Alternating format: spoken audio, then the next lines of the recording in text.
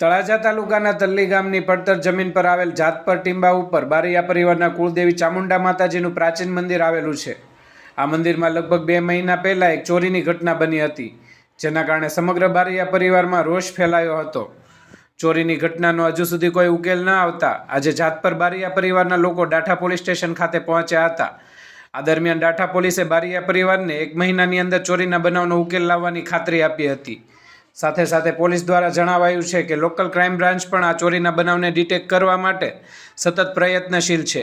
ઉલ્લેખનીય છે કે તલ્લી ગામની પડતર જમીન પર આવેલા મંદિર અને આસપાસની જમીન અંગે બારૈયા પરિવાર લાંબા સમયથી સરકાર પાસે માલિકીની માંગણી કરી રહી છે। બારૈયા પરિવારના અંદાજે 1 લાખ સભ્યો હોવાને કારણે આ મુદ્દો મહત્વનો બન્યો છે।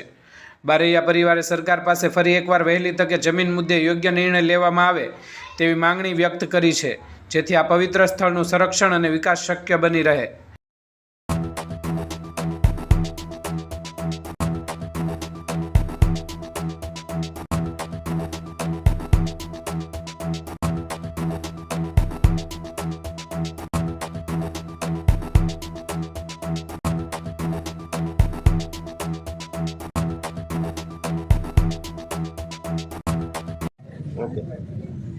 जय माताजी। आज रोज अमे समस्त जातपर बारैया परिवार वती बधा परिवारना चामुंडा माताजीना मंदिरे भेगा थई अने आजथी 2 महीना पहला जे मंदिर में चोरी थयेलाना मुद्दे તેમજ અમારી જે જમીન માગણી જે છે જમીન રેગ્યુલાઇઝ કરવા માટેની જે માગણીના મુદ્દા હતા એવા 2 મુદ્દા માટે અમે સમસ્ત જાતપર બારૈયા પરિવાર જાતપર મંદિરે ભેગા થઈ અને વિશાળ સંખ્યામાં એક સભા કરી અને દાઠા પોલીસ સ્ટેશનમાં એક આવેદનપત્ર અને રેલીનું આયોજન કરેલ। આ રેલીની અંદર દાઠા સુધી અમે વિશાળ સંખ્યામાં આવી અને દાઠા પોલીસ સ્ટેશનમાં બેસી અને પોલીસ સ્ટેશનમાં આવી અને અધિકારીઓ સાથે વાત કરી।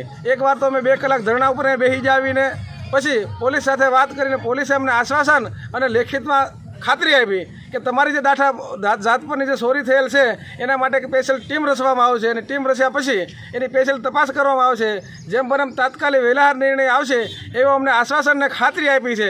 તેમ છતાં અમે પણ પોલીસ તંત્ર અને સરકારને એક વિનંતી કરી છે, જો તાત્કાલિક યોગ્ય નિર્ણય કરવામાં નહીં આવે, ચોર પકડાવવામાં નહીં આવે, અમારી જે મુદ્દામાલ અમને કબજે પાછો નહીં મળવામાં આવે તો આગામી દિવસોમાં મેં આજથી 1 મહિના દિવસ પછી એટલે કે 13/5 તારીખ 13/5/2026 રોજ ત્યાં સુધીમાં જો કોઈ નિર્ણય કરવામાં નહીં આવે તો પ્રથમવાર હું મારી સાથે 100 યુવાનો ટીમ રાખીને દાઠા પોલીસ સ્ટેશનમાં આવી અને આત્મવિલોપનની પણ અમે સિમકી આપેલી છે।